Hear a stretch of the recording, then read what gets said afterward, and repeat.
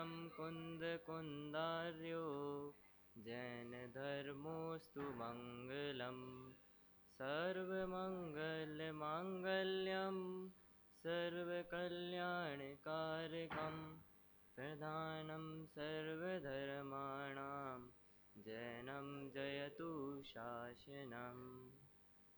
ग्रंथ का मंगलाचरण। वंदितु सब सिद्धे ध्रुवमचलमणोवमं गदिं पत्ते बोच्छामि समय पाहुड मिणमो सुध केवली भणिदम्।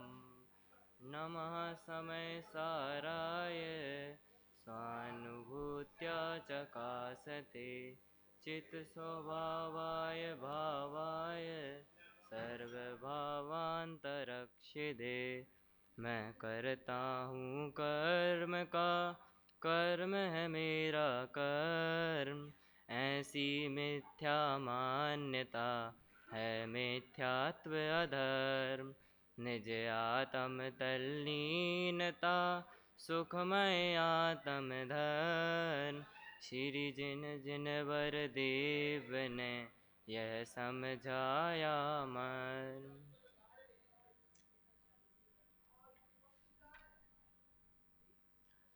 अभी विगत विषय को हुए कुछ दिन हो चुके हैं, तो हम थोड़ा पीछे का विषय देखकर फिर वहाँ से आगे के विषय की ओर आगे बढ़ेंगे।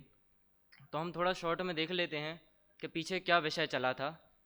तो पीछे 109वीं गाथा में सबसे पहले यह प्रश्न आया था कि जो बंध है उसका कर्ता कौन है।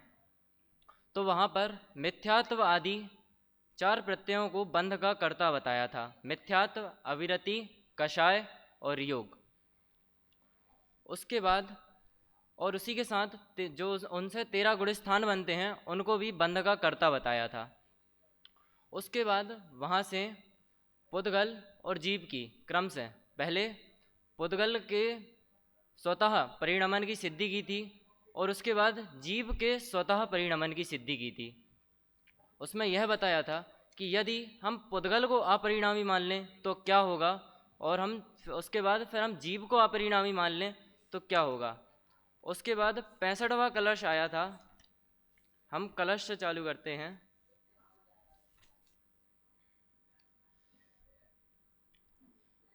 स्थितेति जीवस्य स्थितेति जीवस्य निरन्तराय स्वभावभूता परिणामशक्ति तस्यां स्थितायां स करोति भावं यं स्वस्य तस्यैव भवेत्स्य कर्ता। इस 65वें कलश में जीव पुद्गल के स्वतः परिणमन की सिद्धि करने के बाद यह बताया था कि इसी प्रकार जीव का जो स्वभावभूत परिणमन शक्ति है उसकी भी निर्विघ्न सिद्धि हुई, और जो जीव है वही कर्मों का कर्ता होता है, अपने परिणाम का कर्ता होता है। जो भाव वो स्वयं करता है वह उसका कर्ता होता है। अब इसके बाद यहाँ से जो अगली गाथा आती है कि जीव किसका करता है, कि ज्ञानी किसका करता है और अज्ञानी किसका करता है। तो वो यहाँ से 126वीं और 127वीं गाथा में बताते हैं। गाथा पाठ करेंगे। जमकुणदि भाव मादा कत्ता सोहोदितस्य कम्मस्य णाणिस्सराणमो अण्णाणमौ अणाणिस्स अण्णाणमौ भावो अणाणिनो गुणदितेन कम्माणि अण्णाणमयोणाणिस्स दुणगुणदितमहादुकम्माणि। जो भाव आत्म करे वह उस कर्म का करता बने। ज्ञानियों के ज्ञानमय अज्ञानी के अज्ञानमय अज्ञानमय है भाव इससे अज्ञ करता कर्म का बस ज्ञानमय है इसलिए ना वेज्ञ करता कर्म का। अब यदि हम इस गाथा की उत्थानिका देखें तो इस गाथा की उत्थानिका मात्र इतनी सी है कि तथा ही, मतलब अब जो पीछे जो बात कही थी पुद्गल के स्वतः परिणमन सिद्धि की और जीव के स्वतः परिणमन सिद्धि की, अब उसके आगे बताते हैं तथा ही कि जो भाव आत्म करे वह उस कर्म का कर्ता बने। मतलब आत्मा जो भाव करता है वह उसी भाव का कर्ता बनता है, ऐसा यहाँ कहते हैं ज्ञानियों के ज्ञानमय और अज्ञानियों के अज्ञानमय। अब यहाँ पर दो परिस्थिति बता दी कि जो ज्ञानी जीव है उसके भाव कैसे होंगे, वो तो ज्ञानमय होंगे, पर जो अज्ञानी जीव है उसके कैसे होंगे, वे अज्ञानमय होंगे। इसी को अभी आगे और विस्तार से बताने वाले हैं, हम वो चर्चा अभी देखेंगे।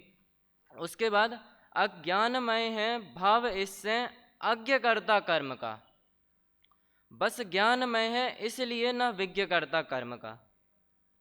यानी अब जो ज्ञानी के हैं वे तो ज्ञानमय भाव हो रहे हैं और अज्ञानी के अज्ञानमय भाव हो रहे हैं, तो अब जिसके जो भाव हो रहे हैं वह उसी भाव का कर्ता होगा।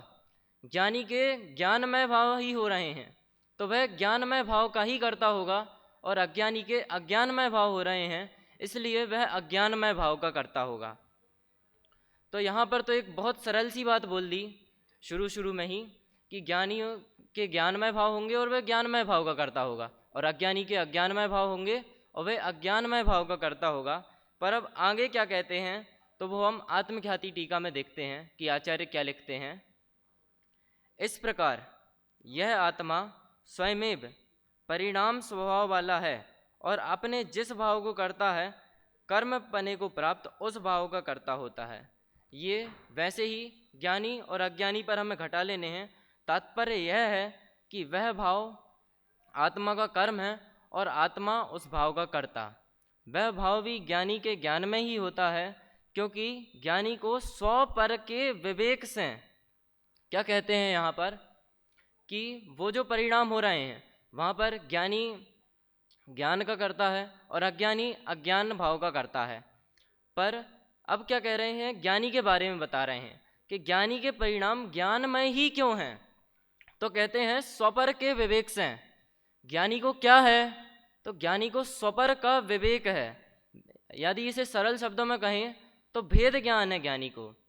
ज्ञानी यह जानता है कि ये निज मैं आत्मा हूँ और बाकी जितना भी है वो सब पर है, उससे मेरा कुछ भी लेना देना नहीं है, ऐसा अंतर में ज्ञानी को श्रद्धान है।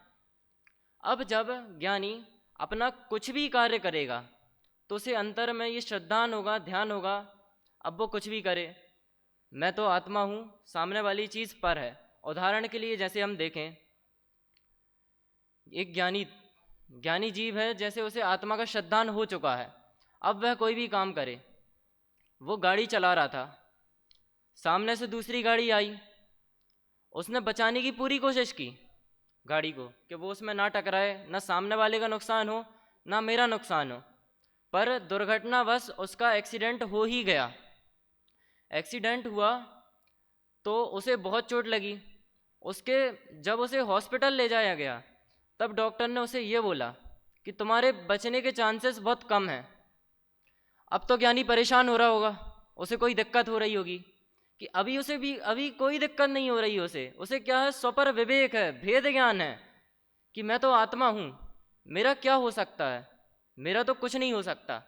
ये शरीर है, ये तो जड़ है, इसको तो कभी ना कभी छूटना ही है, ऐसा उसे श्रद्धान है। तो ऐसी परिस्थिति में भी आकुल व्याकुल नहीं होगा, उसका कर्ता नहीं बनेगा कि हाय ये मुझसे क्या हो गया, ये नहीं होना चाहिए था, मुझे ऐसा नहीं करना चाहिए था। वो तो सिर्फ उसका जो काम था वो उसको कर रहा था, उसे बिल्कुल चिंता नहीं हो रही है। और यदि ज्ञानी शास्त्र स्वाध्याय कर रहा होगा और कोई आत्मा की बात पढ़ रहा होगा, कुछ भी पढ़ रहा होगा, तो उसे हर बार क्या चिंतन आएगा, आत्मा का ही चिंतन आएगा कि मेरा आत्मा ऐसा, मेरा आत्मा वैसा। वो शास्त्र में हर जगह क्या ढूंढेगा, अपने आत्मा की बात ढूंढेगा, हर बात को आत्मा से कनेक्ट करेगा। और कोई अज्ञानी शास्त्र पढ़ेगा तो वो बस पढ़ेगा, अच्छा जीव और पुद्गल भिन्न है, अच्छा हाँ भिन्न है, इतनी बात पकड़ के चलेगा। कोई भी बात आएगी सिर्फ उसे इसी तरीके से पकड़ लेगा, अच्छा आत्मा और आश्रव में अंतर है, ठीक है, अंतर है। पर उसकी जगह ज्ञानी को क्या होगा? ज्ञानी को उसका भाववासन है, भेद ज्ञान है कि मैं आत्मा हूँ और ये जो बाहर सब है ये सब मेरा कुछ नहीं है, इसमें मेरा कुछ भी नहीं है, मैं तो सिर्फ अपने भाव करता हूँ, अपने कर्म करता हूँ, इसमें मेरा कुछ भी नहीं है। और क्या कहते हैं, स्वपर के विवेक से सर्व भावों से भिन्न आत्मा की ख्याति सम्यक प्रकार से अत्यंत उदय को प्राप्त हुई है। इसी प्रकार से उदय को प्राप्त हुई है कि बाहर में जब वह कोई भी कार्य करेगा तो उसे कोई दिक्कत नहीं आने वाली, उसे अंतर में बस ये श्रद्धान होगा कि मैं आत्मा हूँ, और वो अपने कार्य साधारण तरीके से करेगा, उनको अपना नहीं मानेगा कि मैं इनका करता हूँ, मैं कुछ करता हूँ, सुखी दुखी नहीं होगा, उनसे राग द्वेष नहीं रखेगा। और क्या कहते हैं आगे, अब आगे अज्ञानी की बात कह रहे हैं। अज्ञानी अब कैसा सोचता है, अज्ञानी की विचारधारा क्या होती है, यह बता रहे हैं। वह भाव अज्ञानी के अज्ञान में ही होता है, क्योंकि उसे सम्यक प्रकार से स्वपर का विवेक ना होने से। कैसा? सम्यक प्रकार से स्वपर का विवेक ना होने से, भेद ज्ञान ना होने से पर पदार्थों से भिन्न आत्मा की ख्याति अत्यंत अस्त हो गई है। अब अज्ञानी को क्या है? ज्ञानी के विपरीत अज्ञानी को है। अज्ञानी को भेद ज्ञान नहीं है, ज्ञानी को क्या था? भेद ज्ञान था। तो अब अज्ञानी है, उसका कोई धोखे से घर छीन ले। अज्ञानी ने एक तो ज़िंदगी भर पूरी मेहनत की हो, बहुत मेहनत की हो, दुनिया भर की जॉब हासिल की हो, पैसा कमाया, और फिर क्या किया? घर बनाया अपना। तो जो घर बनता है ना, उसमें कहते हैं, ऐसा लोक में कहने में आता है कि पूरे जीवन भर की कमाई लगती है तब एक स्वयं का घर बनता है। तो अब किसी ने धोखाधड़ी से, अज्ञानी से वो घर छीन लिया, तो अब क्या होगा? अब अज्ञानी बहुत परेशान हो रहा है,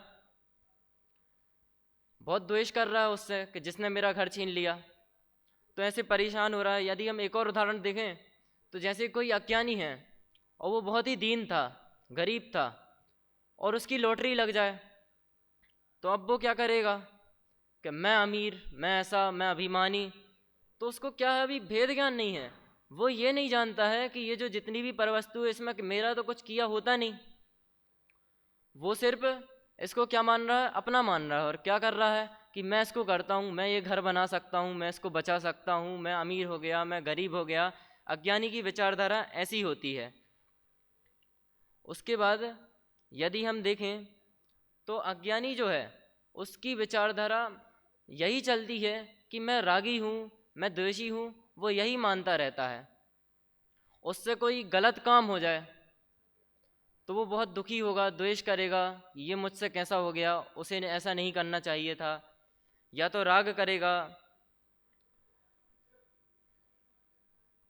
उसके बाद यदि हम देखें तो मैं रागी हूँ, ज्ञानी के तो सम्यक प्रकार से स्वपर के विवेक के द्वारा पर से भिन्न आत्मा की ज्ञानी ख्याति अत्यंत उदय को प्राप्त हुई है। ज्ञानी की ख्याति तो अत्यंत उदय को प्राप्त हुई ही है। उसके बाद होने से ज्ञानमय भाव ही होता है। तो ये जो ज्ञानमय भाव होता है, अब ज्ञानी को इस ज्ञानमय भाव के कारण अहंकार नहीं होता। अब अज्ञानी है, वहाँ पे पीछे हम देखें तो अज्ञानी को क्या हो रहा है? उसको अहंकार हो रहा है, राग हो रहा है, द्वेष हो रहा है। पर जो ज्ञानी है उसे कोई फर्क नहीं पड़ रहा, उसे सोना चांदी मिले तो भी कोई दिक्कत नहीं है, मिल गया, बस सहज भाव से रख लिया। कुछ बुरा हो रहा है, कोई घर छीन ले, कुछ भी हो जाए, तो भी उसे कोई दिक्कत नहीं है। वो बस इतना जानता कि मैं आत्मा हूँ, ये पर है, मैं इसका कुछ करता धरता नहीं हूँ, इस प्रकार से वो जानता है। उसके बाद यदि हम एक और उदाहरण देखें तो यहाँ पर आगे कहते हैं कि पर रूप राग आदि भावों से भिन्नत्व के कारण अहंकार से निवृत्त ज्ञानी मात्र जानता ही है। अब यहाँ पर तो सिर्फ इतना कह रहे हैं कि मात्र जानता ही है, पर ज्ञानी क्या सच में मात्र सिर्फ जानता है या कुछ करता भी है? तो यहाँ पर जो ज्ञानी का मात्र जानना है वो हमें ऐसा समझना है जैसे एक ज्ञानी है और एक अज्ञानी है, दोनों से गलती से अपने घर के ऊपर का दरवाज़ा खुला छूट गया, तो वहाँ से कुछ 2-3 लुटेरे आ गए, उनने घर को लूटने की कोशिश की। तो ज्ञानी ने भी रोकने की कोशिश की, अज्ञानी ने भी रोकने की कोशिश की। काम तो दोनों ने एक सा किया, रोकने की कोशिश दोनों ने की, और लुटेरों ने बांध दिया, ज्ञानी को भी बांधा और अज्ञानी को भी बांधा। पर अब जब वो घर को लूट कर ले गए तो ज्ञानी की क्या विचारधारा है और अज्ञानी की क्या विचारधारा है? अज्ञानी की विचारधारा ये है, वो उसको अपना मान रहा था, वो परेशान हो रहा था, वो ये सोच रहा था, राग द्वेष कर रहा था कि मुझसे वो दरवाज़ा कैसे खुला छूट गया। तो अज्ञानी ने तो पूरी कोशिश की। अब ज्ञानी ने भी कोशिश की, मात्र जान रहा है तो इसका मतलब ये नहीं किया कि कोई चोरी कर रहा था, चोरी करके ले गया, मैंने मात्र जान लिया कि हाँ भैया कोई आया चोरी करके ले गया, दरवाज़ा खुला था। कोशिश उसने भी की पूरा उनको रोकने की।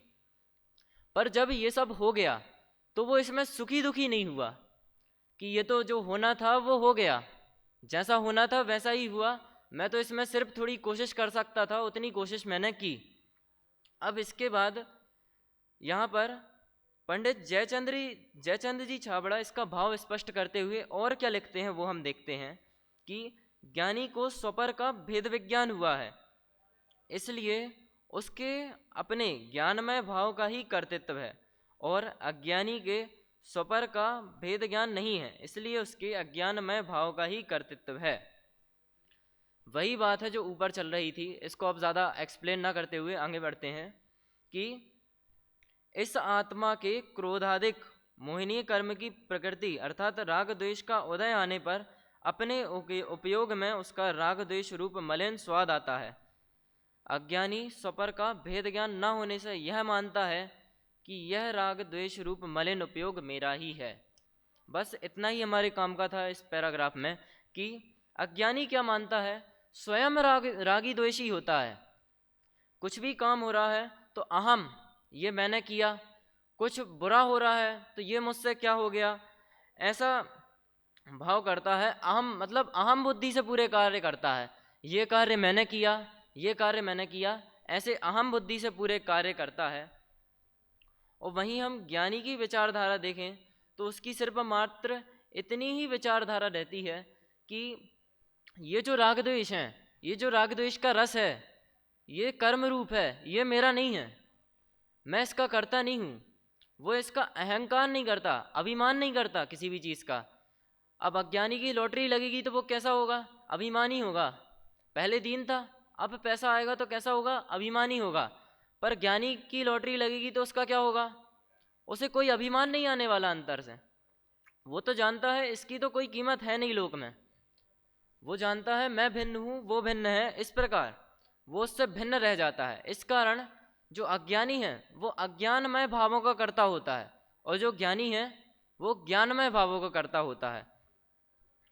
उसके बाद यहाँ पर एक प्रश्न उठता है कि यदि कि ज्ञानी को यथापद भी राग तो आता ही है, तो उसके उत्तर में कहते हैं कि हाँ, भक्ति पूजन दान आदि जितनी भी क्रियाएं हैं वे ज्ञानी की अज्ञानी की दोनों की सेम होती हैं, उनमें अंतर कुछ नहीं होता। पर अंतर कहाँ होता है, अंतर श्रद्धान में होता है। श्रद्धान में ही सिर्फ इतना अंतर होता है कि ये जो बाह्य क्रिया हो रही है इसका कर्ता मैं नहीं हूँ, ज्ञानी ऐसा जानता है, और जो अज्ञानी है वो ऐसा जानता है, ये कार्य मैंने किया, ये कार्य मैंने किया, मैं इतना पूजन व्रत उपवास करता हूँ, तुम क्या करते हो, जानते हो मैं कितना बड़ा धर्मात्मा हूँ। अज्ञानी की विचारधारा ये होती है, वो खुद को इसका कर्ता मानता है। पर जो ज्ञानी होती है उसकी विचारधारा विपरीत होती है। अब जैसे हम देखें तो कोई कंपनी है, बहुत बड़ी अच्छी कंपनी है, उसमें करोड़ों के ट्रांजैक्शन होते हैं हर दिन। तो उसका कोई एम्प्लॉय है, उसका काम क्या है, उन ट्रांजैक्शनों को देखना और बस उनकी रिपोर्ट बनाकर ऊपर देना। तो अब वो जो एम्प्लॉय है, यदि कंपनी का कहीं पर घाटा हो रहा होगा तो उस एम्प्लॉय को दुख हो रहा होगा, दुख हो रहा होगा ना उस एम्प्लॉय को कि कंपनी का लॉस हो गया, पता नहीं अब क्या होगा, ऐसा दुख तो हो रहा होगा उस एम्प्लॉय को, नहीं हो रहा। तो फिर जब ज़्यादा अच्छी जा रही होगी कमाई कंपनी की, तब उसे खुशी हो रही होगी कि वाह मेरी कंपनी की कमाई कितनी अच्छी जा रही है, अब तो मेरा प्रमोशन होगा। अभी भी नहीं हो रहा कि नहीं होगा, क्योंकि वो तो ज्ञानी है। उस एम्प्लॉय को सिर्फ इतनी, उसका वो जानता है कि मेरा काम सिर्फ इतना है कि मुझे ट्रांजैक्शन की जो हिस्ट्री है, रिपोर्ट है, उसे ऊपर बनाकर देना है। बाकी जो करना है वो बॉस देख लेगा, नुकसान उसका हो रहा है, मेरा कुछ नहीं हो रहा है। वो जानता है, ये अंदर में श्रद्धा है उसे, तो वो उसका कर्ता नहीं बन रहा है। और अज्ञानी है, वो क्या करेगा, सुखी होगा, दुखी होगा, और व्यर्थ में ही उसका कर्ता बनेगा।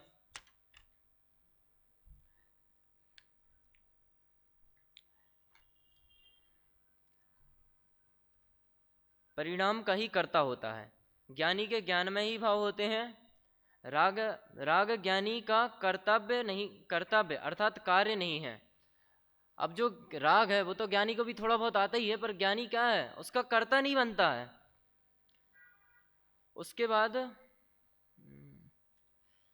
अब इन्हीं गाथाओं का भाव, अब आगामी कलश आ रहा है, वहां पर एक बहुत अच्छा प्रश्न पूछ रहे हैं। वो प्रश्न हमें सुनने में तो सामान्य सा लग सकता है, पर उसमें कुछ विशेषता है, हम देखते हैं क्या विशेषता है।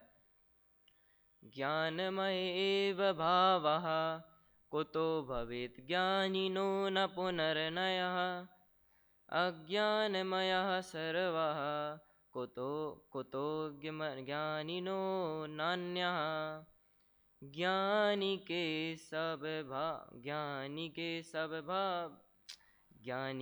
सब भाव शुभाशुभ ज्ञानमयी हैं, अज्ञानी के वही भाव अज्ञानमयी है। ज्ञानी और अज्ञानी में यह अंतर क्यों है, तथा शुभाशुभ भावों में भी अंतर क्यों है। अब क्या कहते हैं, यहाँ पर यह प्रश्न उठाया है कि ज्ञानी के सब भाव शुभाशुभ ज्ञानमयी हैं और अज्ञानी के भाव अज्ञानमयी हैं। तो यहाँ पर प्रश्न ये उठा रहे हैं कि ज्ञानी की जो इतनी क्रियाएं हैं, शुभ क्रियाएं हैं या अशुभ क्रियाएं हैं, या अज्ञानी की जितनी क्रियाएं हैं, शुभ क्रियाएं हैं या अशुभ क्रियाएं हैं, वो हमें दिखाई तो सेम सी दे रही हैं, कि दोनों क्रियाएं हमें एक सी दिखाई दे रही हैं, अंतर दोनों में कुछ भाषित नहीं हो रहा। तो ऐसा क्यों हो रहा है कि अज्ञानी को वे बंध में कारण बन रही हैं और ज्ञानी को हम उनमें बंध में कारण नहीं बोल रहे हैं। तो यहाँ पर ऐसा प्रश्न उठाया है इस कलश में, 66वें कलश में। तो इसका उत्तर हम कल देखते हुए आगे बढ़ेंगे। अभी की चर्चा को यहीं विराम देते हैं।